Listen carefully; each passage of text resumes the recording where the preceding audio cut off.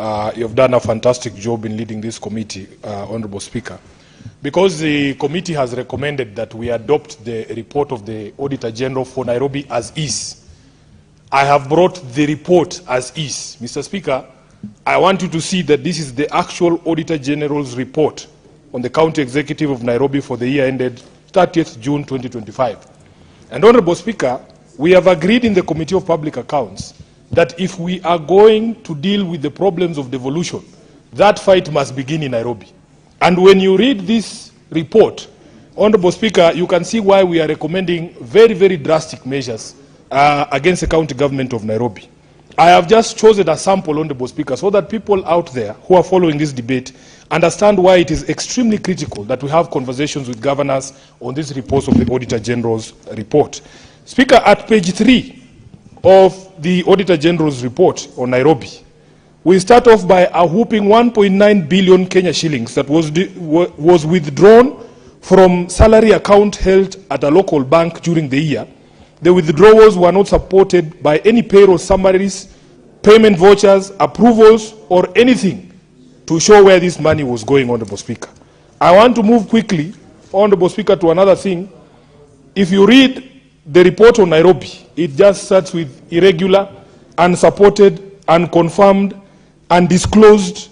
It is extremely troubling, Honorable Speaker, when you read the report on Nairobi. You come to something that the people of Nairobi have been complaining about, garbage collection. Speaker, this one I just want to read it verbatim. That although the county executive procured various private contractors and assigned them to specific zones for waste collection, the county also operated 56 solid waste collection trucks for which it incurred fuel expenditure amounting to 124 million shillings.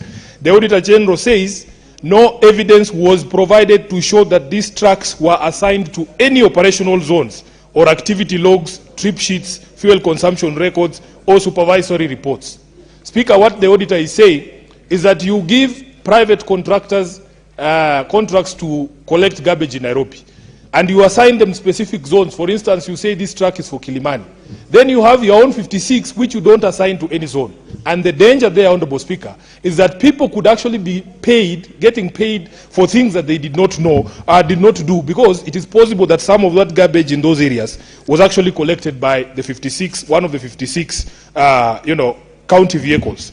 Speaker, I want to go to one of our biggest projects in this city, and I know that the governor is very, very proud of this particular program of his. It consumes almost 1 billion shillings annually, Honorable Speaker.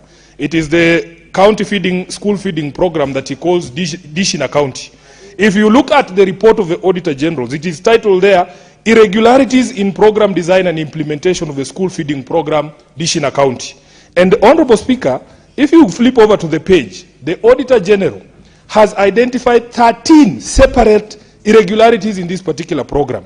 And if you just go through some of them very quickly, Honorable Speaker, you will see, for instance, there was no disclosure of third-party agreements, deployment of human resources, and accountability for donor and partner contributions.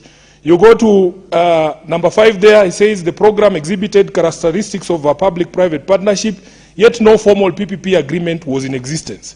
Payments amounting to 9 million shillings were made to Dagoretti South Central Kitchen, despite the existence of a similar CDF-operated program without evidence of harmonization or verification of outputs. 118 million shillings made to non-hub kitchens without documentation to confirm official designation, while an additional 118 million shillings was paid without any supporting documentation. And the list goes on, Honorable Speaker. We have so many problems, including the construction of the house at Lady Northey, which has told Honorable Speaker, and other irregularities, including in management and award of court cases, Honorable Speaker. You will see that this report, you might think it was prepared by the DCI themselves, because all this sounds like disclosures of criminal activity.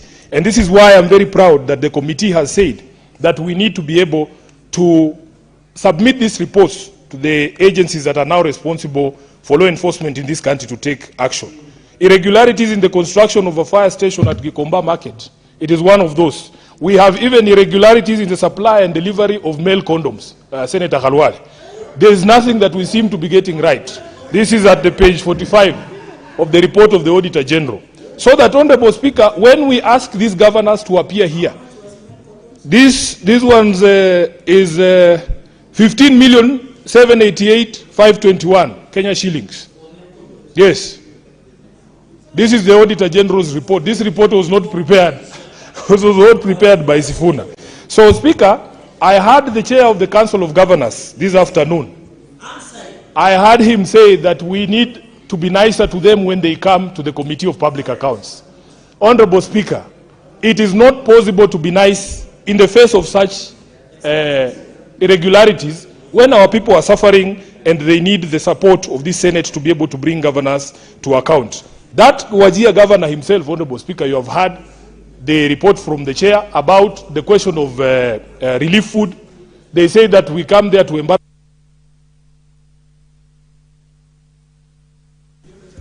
Senator Cherargei.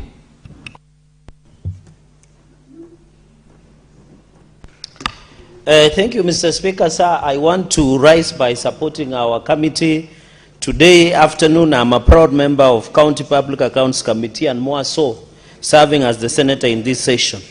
Mr. Speaker, I want to begin by saying the following. Mr. Speaker, I am very surprised and I'm happy and number of county governments, Mr. Speaker, has been named and shamed, including Nandi County, Mr. Speaker.